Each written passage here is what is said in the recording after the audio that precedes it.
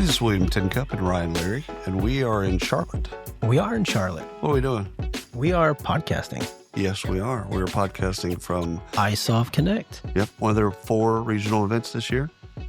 Yes. Yep. Yeah. So we got Chicago, Philadelphia, Scottsdale, yeah. But that's the one we keep forgetting is Scottsdale. Oh, I don't forget it because it's in Look November. at this crowd coming out to watch you podcast. See?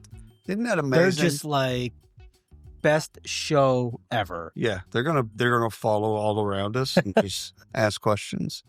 So, Bridget? Will you do us a favor and introduce yourself? Yeah, sure. My name is Bridget Fleagle, and I've been working with iSolved and in talent acquisition product space for about 14 years now. So I've sort of worked my way through different departments in the organization and landed in product, and now leading the team that builds out the talent acquisition platform. Wow. So were you working with iSolved on the talent acquisition, or were you working with ApplicantPro? I was working with ApplicantPro. So, Right. That was about 10 years, 11 years ago that they did some funding, help, all that stuff, but they kept the brands separate. Yep, brands have remained separate. So came up through the ApplicantPro side, and more recently, in the last couple of years, I've been working very directly with the product teams on the iSolved side. And so now we're a pretty cohesive unit. And Heidi, has she ran ApplicantPro the whole time? No, she just in the last couple of years. Okay. She's been in positions working directly with the CEO prior to that. Right. So easy transition. As our chief revenue officer. So for the last 2 years, she's been chief executive officer of ApplicantPro. Wow, that's right. I think it's been 2 years. I don't know. Time flies. Has it been almost 3? Yeah, it's one of those deals. It's like dog years. Just add 7, divide by 2. Yeah. So what's new and exciting because you've renamed ApplicantPro? Yes. Ish. To talent acquisition. Right. And really, that's meant to capture the brand for the standalone customer base that uses the talent acquisition software as a standalone point solution. Which is great. Fantastic. Good revenue. Keep doing that. Done. But the folks that already have iSolved, they can just turn on that product. Exactly. Yep. And we do have a fair number of iSolved customers that have already tapped into that. But we feel that with the integration, the more recent integration of the companies and the technology, we're going to be able to really capitalize on that and help more people with talent acquisition on the iSolved customer side. So you're just, for a little while, you're just selling internally, or your team is just selling internally to customers. Yes. It's just turn on the product. How dumb of an idea is this? Uh-oh. Is there a right answer?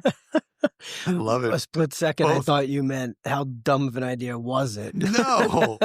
Is this? I'm about to say something dumb. Bridget, I would never do that to you. You would. Yeah, I would actually. So, all right. Eloqua did this deal 180 years ago where they had several products. And when you first signed up as a customer, you got all of them for 60 days or something like that. And then after those 60 days, they grayed out. They were still there, but you can't do that. You can't do it anymore. You could do it, but it would go right to hey, if you want to upgrade and do this other bit, just contact us, whatever. And I've always thought about that. It was 100 years ago, but I thought about it like if they can see it, it might drive the desire to have it. You know what I'm saying? Because they're already logging into iSolved for whatever they're logging into, right?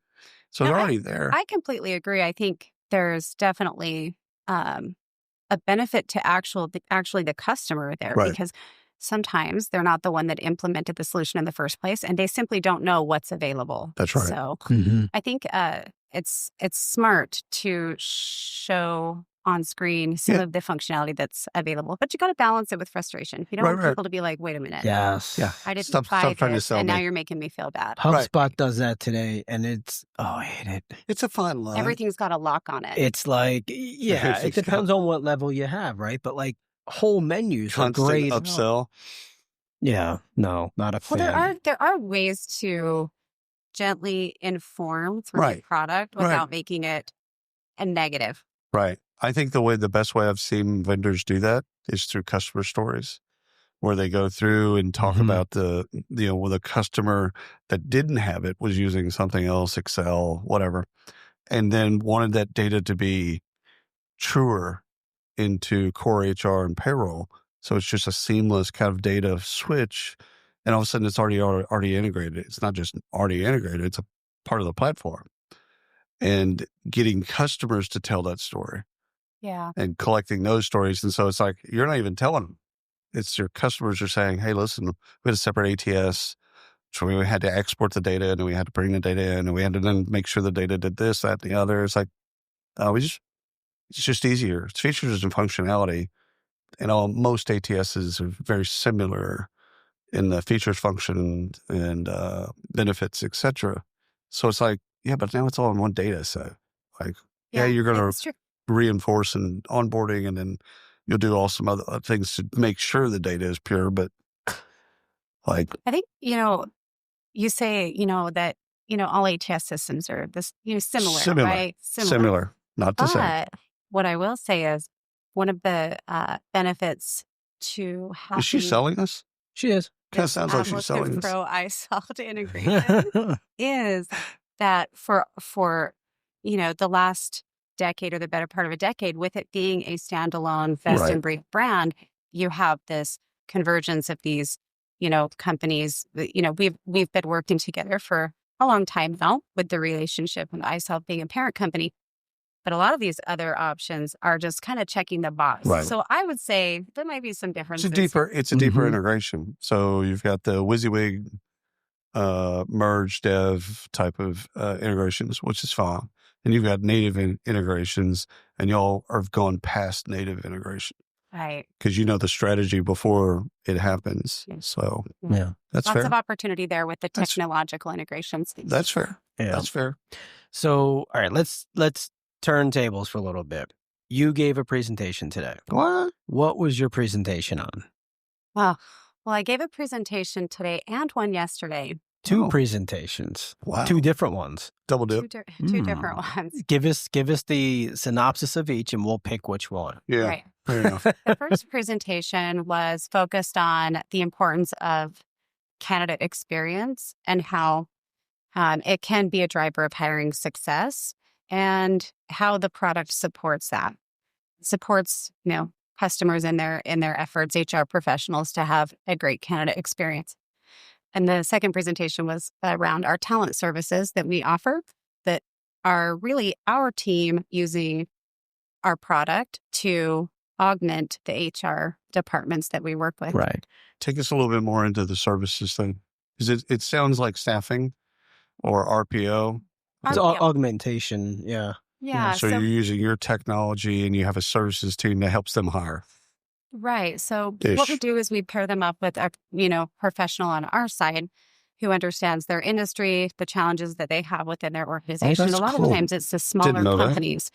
Smaller companies don't have typically an HR team. They have an HR person, or maybe a person who is not even an HR person, but taking on the HR functions. And so they pair up with our team and we get their jobs created in a way that's not boring to the job seekers. So we're capturing a lot more engagement and visibility for their jobs. We're doing the initial screening. We're incorporating things like video interviewing, hiring assessments, and then we're screening the candidates to the point where when it's time for the HR person to go in and look at those candidates, they're already statused as a qualified candidate. Right. So, and we just take that as far as it needs to go if they need help with interview, consultation, things of that nature. Right. And that's what our talent services offer. Oh, that's awesome. I didn't know that. Yeah. It makes sense. It makes sense a lot because the technology is one thing. They absolutely need technology if they have the people that can then leverage the technology. And if they don't, especially, and it's not just a small or big company type thing, but if they don't have enough people that can recruit well, you can have the best technology in the world. Still got to get the candidates. Still need the help. Yeah. Yeah, still need the help. And sometimes they just don't know the strategies to put in play. But we 100%. work with, tens of thousands of customers. And so we know what works. Right. And our teams can put that in play.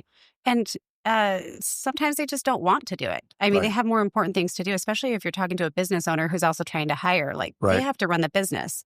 Right. So at the end of the day, they can pick the person that they hire, but let someone else do the footwork. Love it. Yeah. What do you find, size of company that generally finds this to be attractive? I would say we've seen a lot of success in the smaller companies because you're talking to business owners. And so we're looking at... They don't have time to hire. Yeah, like below 50 are typically really good for that. Especially in the trades. That's one area that we've gone into as a niche with that. So. Smart. Yeah. Smart. Again, it's mobile. Yep.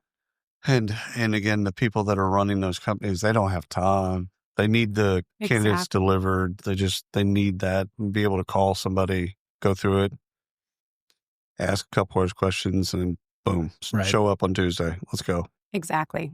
Yep. So as a product strategist, I've always had a curiosity of how you build your roadmap, because everything's on the roadmap. Kitchen sink, think a poodle, everything's on the roadmap-ish. At least you can't get a real great answer from people on what is and isn't on the roadmap. So you're listening to customers. Right. You have some of your own ideas. You're looking at competitors. That's right. Okay, all of that stuff, that's natural, but how do you do it? Yeah. I think that, it is a challenge to fiercely prioritize what you're going to build, right? Yep. You have to bring the voice of the customer in. And so we've done that with things like the Ideas Portal and allowing them to surface their enhancements. What's great about that is you get to understand the nuances and how they're using a tool. Yeah. But you're looking at usage? We can, yeah. So meta usage or even client usage? Both. Sweet. And when something is asked for, we look at how to solve it in a way that appeals to the masses. Because everyone has a unique setup. Then you're building custom software at that point. If it just fits one, Bobby wants this special little button. Okay, well, great. You have almost 190,000 customers. It's gotta go across. Exactly. Yeah. And that's fair. And if you can create a case for how it appeals to the majority of the users, well, then it's more likely to be an item that gets prioritized into development. Right. And then we take that and we're looking at the market. We're looking at the trends. We're looking at the pain points. Sometimes you're in a season of, a lack of applicant flow. Sometimes you're in a season of, an excess of applicant flow. And so the product demands different things at different stages. All of those inputs from internally from stakeholders in sales, the executive teams, marketing teams, competitive analysis, customer feedback, all of that comes into play. And then legitimately, we'll get into a big room and we will go through the strategies and talk about how they're cohesive with, the whole People Cloud suite, and run some exercises, run some business case and ROIs. And at the end of the day, we land on what we feel like is a pretty strong roadmap. And we look out. How agile is that?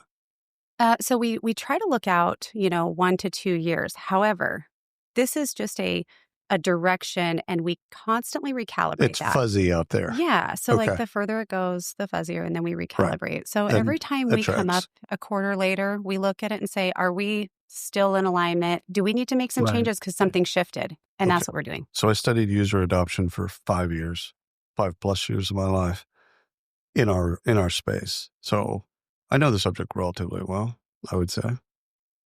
Probably better than anybody in the space. So one thing I learned that great companies do is when they add a feature, especially something substantive, they go back and look at who's not using what, and they delete a feature. So it becomes a game of, okay, we all agree, done, all us smart people at the table, done deal. We've done our research, customers, all the competitors, whatever. In fact, I don't like looking at competitors, but that's a different discussion. Oh, yeah. Okay. Yeah. But there is a feature in ApplicantPro without looking that people aren't using. Absolutely. Delete it. Yeah. Just get rid of it and see if anybody notices. So if we add and add and add and add, that's just called feature bloat. And we're not really looking at true usage, adoption, consumption. We're And not then really you have to looking maintain it. worse than the that. code is still Yes. there. Yeah, it's That's still right. there. You still Worse gotta than that. maintain You're it. absolutely right. It's a feature that no one's using that, oh, by the way, Janet has to keep up with. Or maybe one person's using it. But Oh, there yeah. might be a better feature now. 100%. 100%. And again, that concept, especially with product people, salespeople are the worst, but product people, is you've got to let some things go so that they can flourish elsewhere and to bring in that new stuff. So how horrible of an idea is that? No, it's not a horrible idea. We like to give features, not take features away. I would say that's the nature of product people. It is. It is. Mhm. It is. It's So you part have of your to DNA. plan that. If you're going to be sunsetting a feature, Right. it takes planning, and sometimes it does take migrating that handful of customers. I'm going to go really To dark on something you. else. I'm going to go really dark Here on we you. go. They won't even notice. It doesn't take planning. I promise. And then as a product person, you may have to go into a room and cry for a little Oh, while. 100%. No, you For a have this little bit. feature. Especially if it was a feature that you came up with. We need to do this bit with job boards and do this thing, and it's got to be integrated We with always this. blame that on the person that left the company. Yeah, 100%. That was their feature. Kevin, that was him. Fucking Last product Robert, guy. that asshole. He was always wrong. I Yeah. told him that feature was worthless. I was going to ask this question before you asked that. I was going to ask another question similar. How do you go through the process? How do you make the decision it's time to get rid of something? I do it So based not on necessarily. I do it based on data. I look at usage, Right. metadata, not client-specific data, metadata. And if that feature's not got at least 10% usage, turn the button off. What about Bridget? I'm ruthless with that Yeah. stuff. Okay, I'll be candid here. Here's the best part about that. She hasn't been candid up till Was now. I being candid? Yeah. She was. This She is the was. startup Okay, candid? Maybe Oh, I'll okay. say I'll be transparent here. There you go. You haven't been That's transparent better. up till now? Oh boy. Ish. No. Yeah. Yeah, She just wants that last glass of wine. 100%. 100%. Get You me out of here. red or I got a white? flight to catch. Red or white? That's all I care about. You have No, any more I- throat lozenges? I love this question, but the truth is that we don't look at what we should be taking away as much as we probably could, Right. and so it usually comes from a team who's managing that feature, who's like, "Why do we actually have this?" And you're like, "Oh yeah, That's we did build that." In 1987. It's the red stapler in Office Space. That's a great question, and you know what? We should look at that. Yeah. But And it's so- in your nature as product people to add. Well, and we're so busy doing it. That's right. So, I can't say that that's a fault, to be honest. That's not a fault. That's not the adding part, especially new, fun, great stuff. But when you're building and you have to now consider the code of a feature that is not getting the adoption, yes, it's time to look at that. You And can't so just cut it, typically that's how those decisions get made, is they're coming up in organic conversations with the team. I would challenge that only in the sense of your team doesn't want to disappoint you. They don't want to tell you bad news. Don't they? No. No, they'll tell you bad Isn't news that about what the they news. do? No. They'll tell you bad news about the new stuff. It's really hard. It's going to take a long Yeah. time. It's going to be hard to push all that stuff. Well, But they won't tell you, generally speaking, they won't tell you about the stuff that's not getting used. well, my experience has been that they're pretty open about calling the baby ugly. Yeah, I would. I would Yeah. say that they do.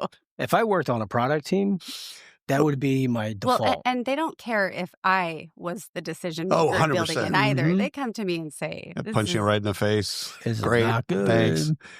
So send an email to all your product people Let's do it I right dare now. you. say- Right and now. just say, what 3 features should we get rid of in That's a Applicant Pro? great. That's a great suggestion. BCC both of us on And it. just, Let's see and the just see response. and just see what comes back. Like, why are we deleting features? who's in the business of deleting features? I We're love supposed to be that. adding features. There you go. Well, let's just see how they respond. Well, that's part of the product planning process, is to understand what Yeah. time Yeah. needs to go into some of that. right. I think they should do it. You might have 198,000 customers. No, it Afterwards. won't impact customers at all. That's going to 'Cause they have won't know. customers. They won't know. That's I right. swear to God, I've done this. Yeah. They won't know that it's gone because they're not using it. Actually, I'll say there was a feature that recently, maybe a bit of miscommunication. I said, we could remove this component of this screen and the tab The developer said, itself. "Click." hmm Oh, I love it. And, Did anyone say anything? no. So, That's so awesome. I mean, I was going to change it and improve upon it. So, in my mind, that's still happening. Right. But the fact that no one said anything and I came across it, I thought, See, there you go. There This you is go. the thing. The product, and an outsider, right? So the product's your baby. Yeah. And so your baby, something happens with your baby, you want to know that it's protected or not protected or this, that, and the other. And if it's neutral, it's like, you don't like neutral. I could deal with love and hate. Like, I love Exactly. this as a feature, or I hate this as a feature. Yeah. I'm good there. I can deal with that, but like, I can't deal with that. Yeah. Yeah, So- I thought, wow, this went and no one said anything. No one notices for Notice. 7 years? What the I guess the developer made the right decision, but I am bringing it back in a better way. So There we go. 100%. 100%. I think the danger of listening to customers wholly, you all have a great mix, is they don't know what they don't know. So they can't necessarily Right. communicate to you exactly what they want because they don't know what they want all the Yeah. time. no, Yeah. that's valid. We talk about customers want chocolate, but we have to sometimes give them broccoli. Oh, you yeah. know? That's great. I would have went with vanilla. No, but that's, Broccoli? yeah, but that's what they think. Yeah, Absolutely. they're only going to Yeah. ask for the things that are even, a possibility in their mind. Right. So what Right. we tend to see with They won't customer stretch you. feedback, Right. right? It's up to us as product innovators to stretch ourselves and in ways that appeal to many people. Mhm. Okay. So last Customers, Last question for me. How often do you look at competitors? Oh, And don't lie. well, probably less than you would think, actually, because the truth is that you can go and see what competitors offer within their product, and you can see, where the market's going. But they could have it wrong, right? Like people could be not interested, and so Or they could be lying. or that. There's Well, that. and sometimes Mm. I have recently. Did you say sometimes? I have. Well, I was going to say recently I went to a competitor's site to check something out. It was a report I was reading, and I was interested. And I thought, wow, they're doing some great things. That's really cool. And I went and looked at their website, and it was a lot of smoke and mirrors. As I dug deeper, I thought, oh, this video at the very end says coming, in the next year. They're sowing the road. Oh. They're sowing the roadmap.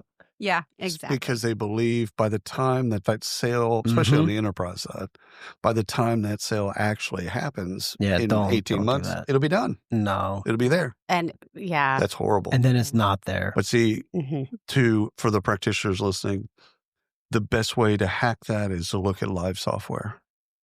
Yeah. Don't look at it. Mhm. Don't look at sand. Don't look at PowerPoint. Don't look at a safe environment or a demo environment. Have them crack open a client instance that they have 100%. permission, and Yeah. look at live software. Yeah. And Yeah. then it's real. Then it's real. Then it's real. But the fancy video, Mm-mm. Forget No. that. No, that's no, it. no, no, Dude, no. I was a recovering marketer. Don't. We could all make videos Come on look now. real good. Yeah. All right. Final question of the entire event right here. It's all on you. Yeah, Okay. good. When you hear the word people heroes, what comes to mind? Oh, it's going to be on your performance review. Yeah. uh, Now, the, Celia's listening. Yeah, Amberly's great. listening. Yeah, the pressure. yeah. I was going to say like the mascots and the costumes here. That's what comes to There mind. you go. There you go. I think part of that's part of it for sure. They're only mascots? I Wearing actually pink. I love the energy of the People Heroes community and the concept of Yeah. People Heroes. I think that HR is responsible for a lot of things that relate to humans within an organization, and so having an advocate. Being a people hero is being an advocate of the humans that are actually coming and working day in and day out and all the needs that they have. That's good. That's good. That's a wrap. You're welcome. Final Celia. word of the event. That's great. Thank you so much. Yes. Thank you. Alrighty. And we're out.